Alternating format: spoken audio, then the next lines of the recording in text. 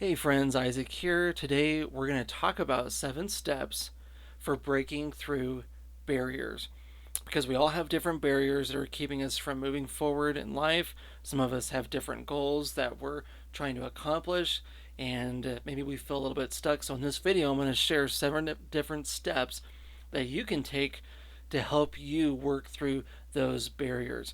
And if you're looking for a life coach, if you need someone to walk alongside you to help you get to where you want to be in your life, let me know. You can visit my website at isaaccano.com, and I'd love to gift you a free coaching session for free. If you're a first time client, love to connect with you and see what it would look like to plan and create steps to help you get to where you want to be in life. So you can visit me at isaaccano.com. Let's jump into dealing with breaking through the obstacles that we have in our lives, because the truth is we all face different barriers in our lives that can make us feel stuck. There's going to be financial barriers that keep us from paying the bills, saving money, or investing in things we need. There's going to be vocational or career barriers that keep us from working in a fulfilling job, making the money we need to support our family, or challenging us to grow as a person. There's going to be health barriers that keep us from opportunities to connect with family or friends, or allow us to try new hobbies or work that requires physical health. There's going to be spiritual barriers that keep us from a deeper, more meaningful relationship with God. So the truth is, life is full of barriers. But the good news is that for every barrier, there's a bridge. For every barrier, there is a bridge to help us break through and reach the other side of that. So in this video, I'm going to go over some of the lessons that I've learned from others, that I've talked to. Things that I've learned in reading books, personal experiences that I've had, conversations that I've had with some of my clients when I'm doing life coaching that have worked for breaking through some of those barriers in life. So, with that, let's get started with step number 1, and that is addressing your mindset. Step number 1 is addressing your mindset. You can't get unstuck where you're at if you're not humble and courageous enough to challenge your mindset. So, this is going to include things like challenging the negative beliefs you have about life, challenging your attitude, challenging your feelings and your behaviors. Now, unfortunately, some of the most hopeless people that I've seen in life are the ones that are stuck in their head. We can become our worst enemy, and we sabotage our opportunities for personal growth and success in life, all because of the unhelpful thoughts and beliefs that we have up here. So, look at the challenge you're in now and just honestly ask yourself, what part of the situation did I have control over and influence? So for me, the huge debt that I accrued starting my business, way back when, years ago, that was my doing. I had to own that. Second, you've got to ask yourself, why did I make that decision? Or why am I choosing to stay where I'm at? What's going on behind that choice? And write it out on paper or put it in a journal, and just take time to evaluate where you're at today and what choice and attitudes have led you here and have kept you here, and be as honest as you can. Okay, unpack those beliefs. Now the second step to breaking through those barriers is getting feedback.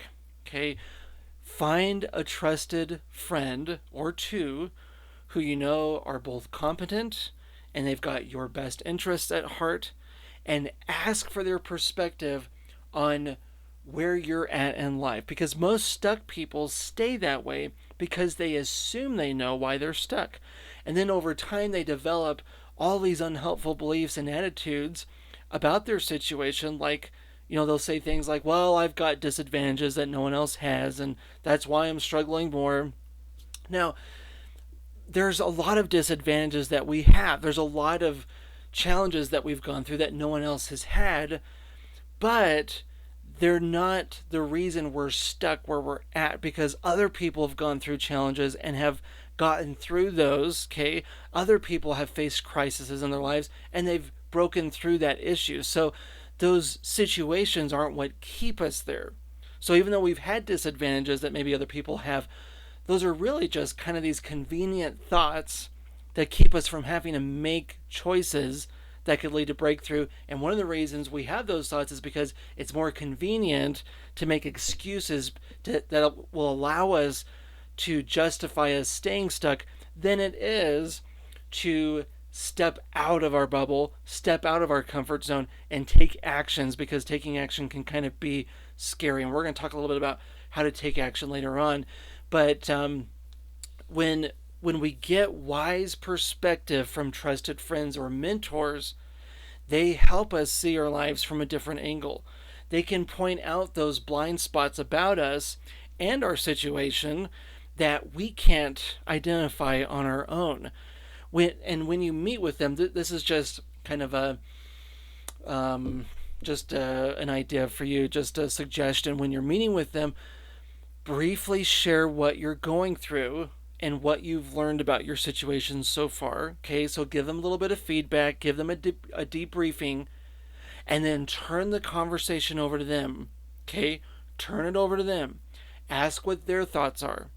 Ask if they have any questions, and let them do the talking. Okay, if they're competent, if they're trustworthy, if they've got your best interests at heart, they're going to give you really good feedback. They're going to ask you clarifying questions. Okay, and as they share, don't respond with excuses or explanations or reason why what they're saying won't work. Okay, avoid arguing with them and just listen. Okay, take notes. And then you ask clarifying questions as well. You clarify different things that they're telling you, but just listen and take notes. I've connected with many trusted mentors about different barriers in my life that I wanted to address. And every time I talk with them, I've always determined ahead of time that I'm not going to argue or make excuses for any of the advice that they give me. I don't have to necessarily agree with everything. Okay, I'm going to take it with a grain of salt, but I'm not going to sit there and argue with them and tell them why they're wrong. I'm going to listen. I'm going to absorb. I'm going to take notes. And when you do this with someone, you've got to do this too. Like if you're getting advice from someone, be willing to listen, take notes, and be present. Okay, so that's the second step. Now, the third step is defining a destination point. Okay, define your destination. Because something is only a barrier if it's keeping you from ending up where you want to be. Because too many times we don't define where the place is that we want to end up at. We don't really think about what it would mean to get past our barrier and arrive at the destination we want to arrive in. So a question to answer is, where do you want to end up at? What would arriving look like for you? Where do you see yourself in the near future? If you have a financial barrier, for example, where do you want to be on the other side of that financial barrier? If you struggle with a bad habit, what would it look like for you not to have that bad habit? How would that affect your life, your family, your friends? If you've got a relationship barrier, where do you want to be with your spouse or your children, your coworkers, or any of your other friendships? So take some time to be creative and imagine what life could look like for you if you were to arrive where you want to be. That's developing your destination. Okay?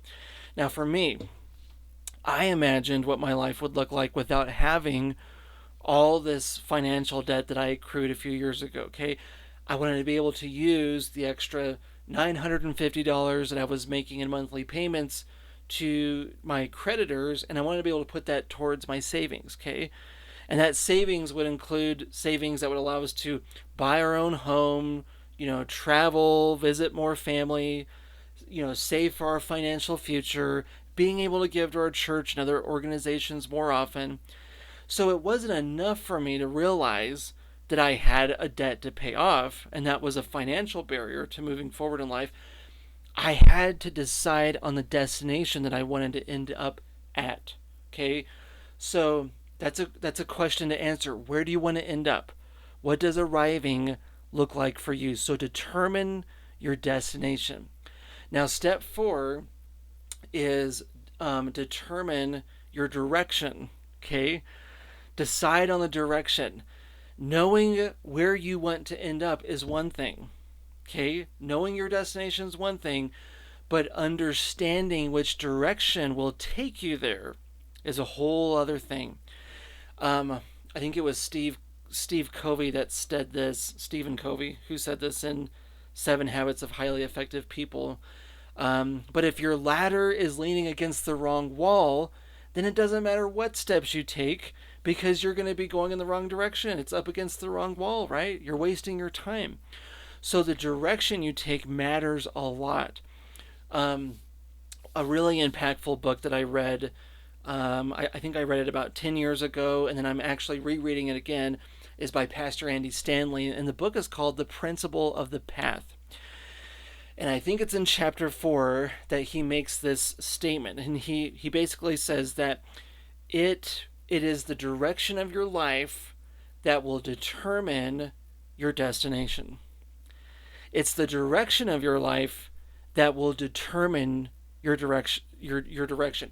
Not your good intentions, not your motives, not what you were hoping would have happened.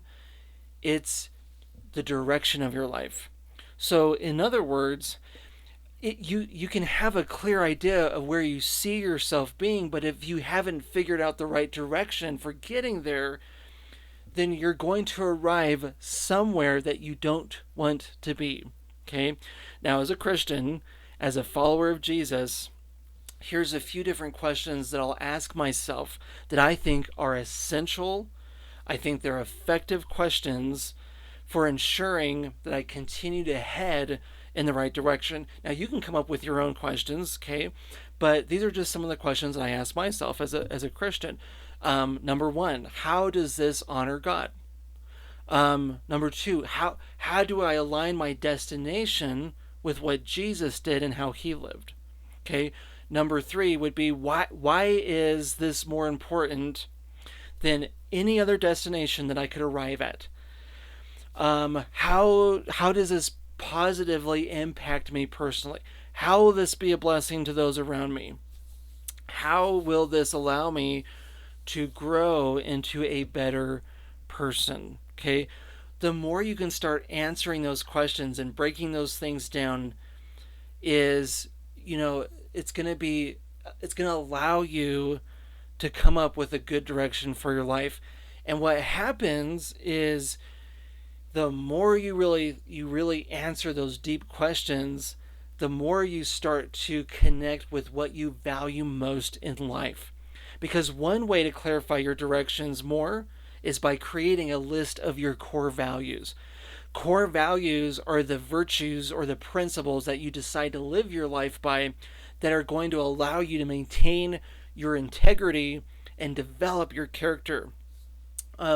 So I've taken time to break down a lot of different values for myself that I try to live my life by.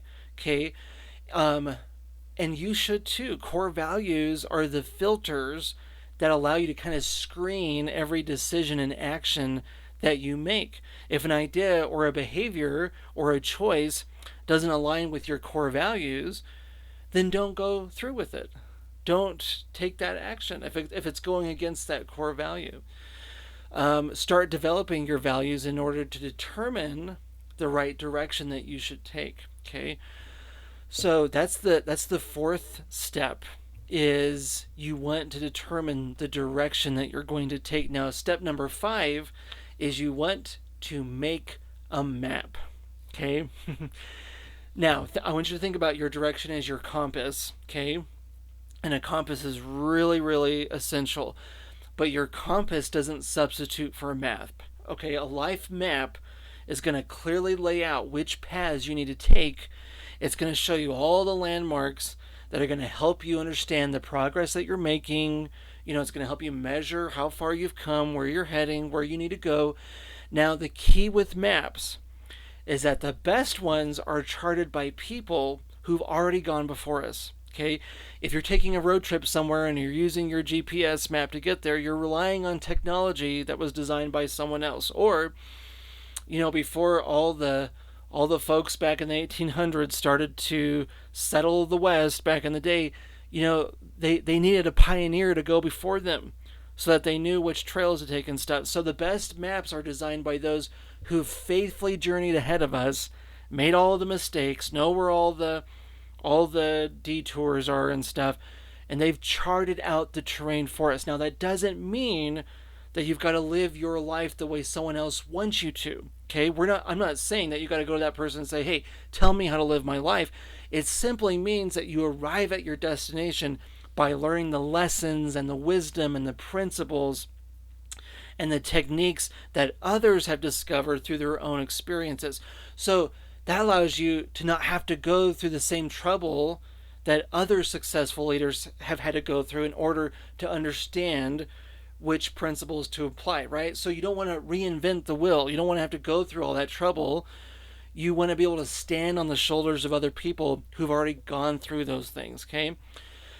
Now, one effective way to laying out your map is by connecting with people who they've not only gone through what you've gone through, but they've arrived at the destination that you want to arrive at.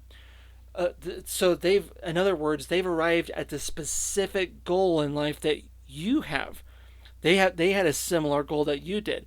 If you want to have a successful business, talk to a successful business owner and ask what it took for them to get where they are today. If you want to have a healthy marriage, talk to someone who has a healthy and happy marriage. If you want to become more physically healthy and physically fit, talk to someone who is physically healthy, okay? Another way to lay out a map for yourself is read books. Unfortunately, reading is becoming kind of a skill, less and less that we see in people today. People aren't reading as much as they used to. But if you can make it a skill, if you can make reading a habitual skill and you use it regularly, it will change your life. Reading is going to change your life. Find a book by a trusted, successful author in the area that you want to be successful in. Okay, so you want to have a healthy marriage, read a book on marriage. You want to be successful in your finances, read a book on finances, okay? And read it a chapter at a time. Get an audiobook if you have to. If you're reading a hard copy, underline phrases that stand out to you. Write your own notes throughout the pages on the sidelines. Bookmark a page that stood out to you. And when you're done with the book, either write a simple action, either for every chapter that you read, on how you're going to apply that chapter, or if that's too much, just write out a simple action for the entire book, okay? But read as many books as you need to, because that's going to help you write out that map for your life.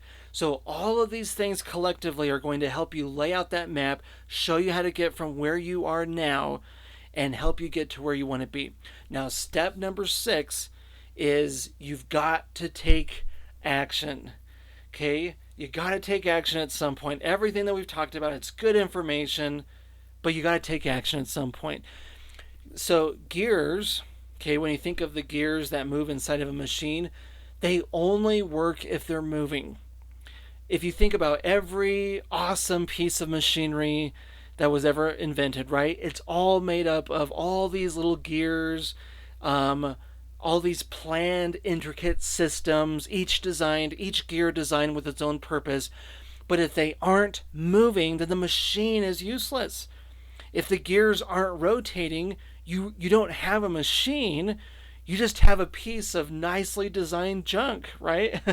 It's not doing anything. And in the same way, we can spend a lot of time and energy planning and researching and strategizing and brainstorming and thinking of all these ideas.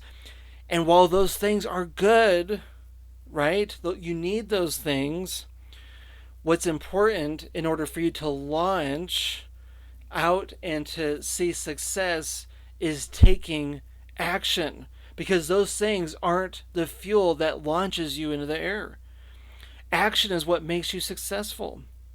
I like what Tony Robbins said. He's a popular motivational speaker and coach, but he said the path to success is to take massive, determined action.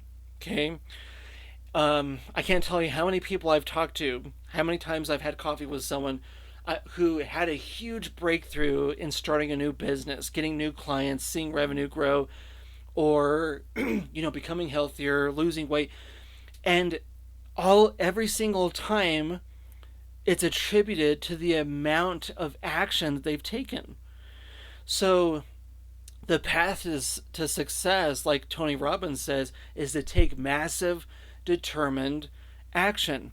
And by the way, as a Christian, I believe this too. As a follower of Jesus, I believe this because as Christians, I know a lot of Christians who are really good about learning all the things that Jesus told us to do, and they store it in their head. They love learning theology and doctrine, and again, all those things are good. But if you're not applying what Jesus told you, if you're not treating other people the way you want to be treated, if you're not treating others the way Jesus told us to treat them, then it's just all head knowledge, right? So the Bible even talks about acting, taking action. Don't just hear the word of God, but apply it to your life. That's what I believe as a follower of Jesus. So this idea of taking action doesn't just apply in in all areas of life. Generally, it applies to my faith as well. Now, one of the best ways to getting yourself to take action is accountability, which I'm going to talk about here in a second, and also setting effective goals. So effective goals plus accountability, they kind of work side by side. It's like two sides of the same coin. So let's talk about setting effective goals. Effective goals are not abstract. We set goals that aren't good because they're too vague. Like, I want to lose weight so I can feel better about myself, or I want to pay off this debt as soon as possible so I can, buy a home or whatever it is. Um, so sometimes we set those abstract goals and they don't motivate actions. Okay, me saying, well, I'm going to get out of debt or I'm going to lose weight, it's not inspiring. It's not going to motivate me to take action. Effective goals are more clear and they're more measurable. So an effective goal could include a clear action. It could include a measurable result. It includes a deadline. So here's some examples of what I'm talking about. Um, a goal that you might say, a goal that someone has might look like this, right? I'm going to budget $150 each month in order to pay off my credit card in 24 months. Okay, that was actually one of my goals, only the timeline was 48 months. So some people might say that. Some people might say, I want to attend marriage counseling to work on my anger problems for a minimum of 12 weeks or 24 weeks. Some people might say, in order to make more friends, I've got to commit to joining a small group or community event once per week, and I'm going to make an effort to talk to at least one person. Okay, because you don't work on your social skills by not talking to people. You got to get out there and talk to someone. Okay. Another goal might be, I'm going to commit to losing weight. I'm going to commit to losing 10 pounds this month by jogging 15 minutes every morning 4 days a week. Another goal might be, I'm going to pass my exam, and to do that, I'm going to study 2 chapters each evening for 1 hour minimum. Okay. Another goal might be, I'm going to join a Celebrate Recovery group every week to help me overcome this particular bad habit, whether it's alcohol or pornography or spending or gambling or whatever it is, right? I'm going to attend this Celebrate Recovery group every week to help me work on this bad habit. Now, the key to setting effective goals is you can't get discouraged when you don't arrive at your destination quickly. Okay? Because most breakthroughs are not going to happen overnight. They won't even happen within a week. I mean, think about it. A lot of where you are today, a lot of where I'm at today, it's not a result of a one-time decision. Okay? I'm not overweight because I drank a can of Pepsi one time a year ago. I'm overweight because I continually drink Pepsi or eat sugar on a daily basis for a long period of time. I'm not in debt because of one purchase I made. I'm in debt because of several purchases I made over a long period of time. Okay, I'm where I'm at today because of a series of choices I made over a long period of time.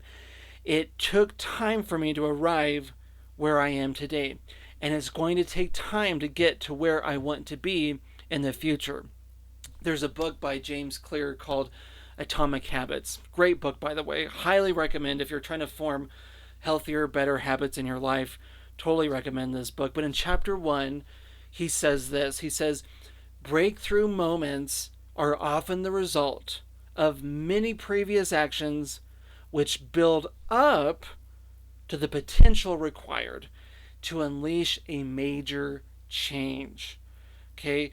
So, in other words, those positive habits that are being formed, they're all because of a series of actions that we've taken over time. We've broken those actions down, okay? And in that book, he actually talks about how to break a goal down, how to make a habit easier to form by planning out what it's going to look like. So, what exactly you want to do, how long it's going to take, how you're going to measure it, all those things. So if you're looking for a good book to read, I highly recommend Atomic Habits by James Clear. Very much worth the read. Okay, now the 7th step that we're going to talk about is accountability. Okay, so we talked about setting effective goals. Now we're going to talk about accountability. Be courageous enough to surround yourself with people who have your permission to regularly check in with you. Okay, be courageous enough, because that's hard to do. It's hard to surround yourself with people who have permission to check in with you. But invite them to hold you accountable and clarify exactly what you need from them. Okay, sometimes we have people that hold us accountable and they have no idea what they're supposed to do. There's no expectations, there's no boundaries or anything like that.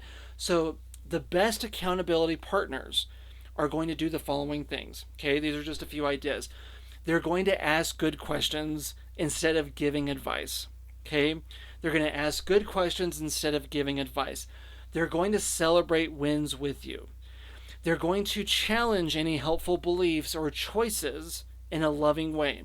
Okay, so if you have an unhelpful belief, or if you've made a choice that doesn't help you reach your goal, they're going to challenge that in a loving way, not in a condemning way.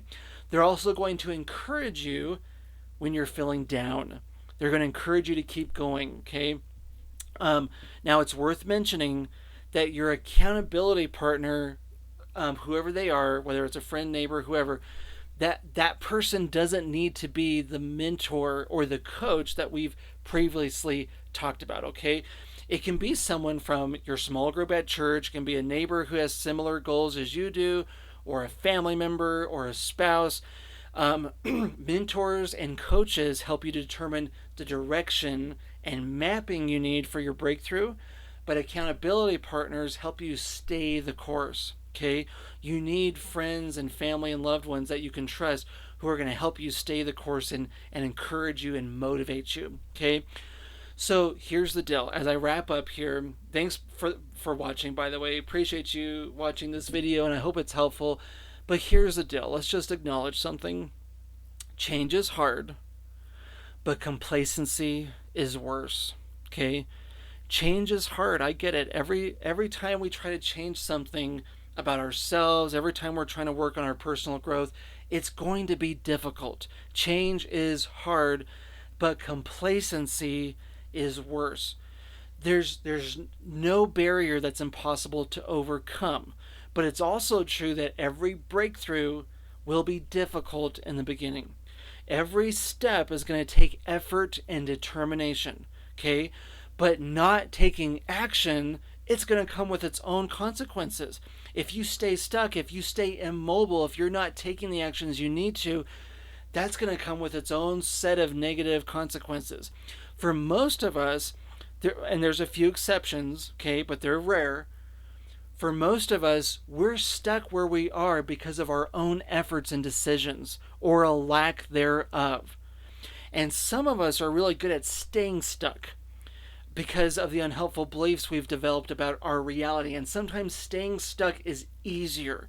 Staying stuck is more comfortable. It allows us to stay in our comfort zone, okay?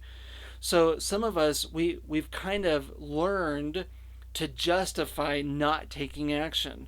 For some, it's easier to have kind of this victim mindset and make excuses for the challenges that we're in. But guys, lasting change, getting where you want to be, getting over those obstacles, if you're really determined, it's going to require action. It's going to require a mind shift in how you view things. It's going to require inviting people into your life, whether that's trusted family members and friends who are going to encourage you, or a mentor, or whoever that looks like. It's going to require you to get out of your comfort zone and take action. Now, again, I want to mention this before I end this video. If you need a life coach in your life, for whatever area you're going through, if there's a barrier that you're trying to overcome and you need someone to help you unpack that and to kind of define where you want to be at and to help work with you alongside you to get the results you want in that, let me know. Visit my website at isaaccano.com. Okay. You can schedule a coaching session with me by going to my pricing page. And again, I always offer a free coaching session. If you're a first-time client, I want to be able to gift you that coaching session at no extra cost, and we'll go over, where you're at today in life, where you want to be, how you're going to get there, and it'll be a really good opportunity to just, figure out where you want to be, what changes you want to make in life. So visit my website again, isaaccano.com. Thanks for watching, and I hope you guys have a great week.